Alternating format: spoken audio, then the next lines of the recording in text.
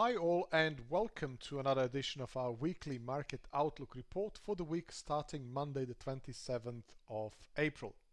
We have a busy week ahead of us, which starts with Japanese unemployment figures on Monday. On Tuesday, we should be on the lookout for Bank of Japan interest rate decision and press conference and US consumer confidence data. Going forward, preliminary US GDP Q1 figures, US crude oil inventories and Fed interest rate decision and FOMC press conference will be closely watched on Wednesday. On Thursday, the key data releases are Eurozone unemployment rate for March, ECB interest rate decision and preliminary Q1 GDP figures, in addition to the US jobless claims data. The week will finish on Friday with UK and US manufacturing PMI figures. Now, let's take a look at few markets. This is the intraday 4-hourly price chart for euro-dollar currency pair. We can see the price action is currently capped by this falling resistance trend line and the current price is trading well below multiple moving averages. Key trading level going forward is at 108.80, 109. Only the breakout above that level and an end of day close and a retest of that level from above could potentially open the way for a counter trend squeeze higher, an extension towards 109.60, 110, 110.70, possibly even 112.50.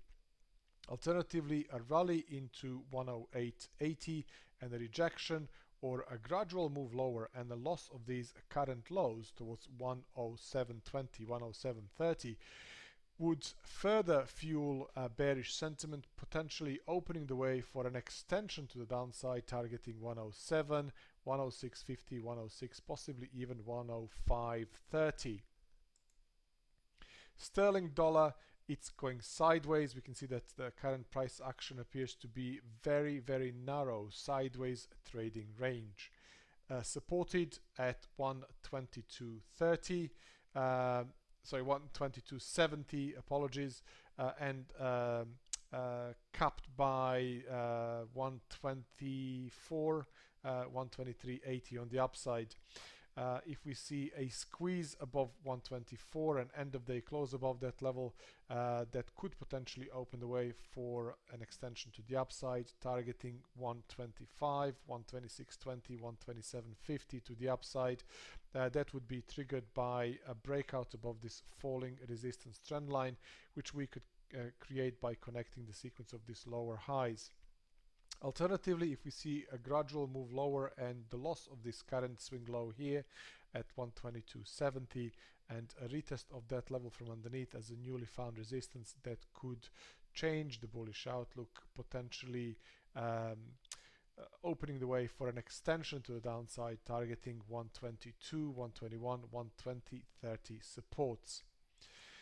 Dollar Japanese yen, very similar price action here. We can see that there is a fairly narrow sideways trading range with average daily trade ranges and average trade ranges being very tight. Key trading level to the downside is at 106.95, 107. Key resistance on the upside is at 108. So a breakout above 108, a retest of that level from above could potentially create a short squeeze and a push higher targeting 108.40, 109, 110, 110.60 resistances.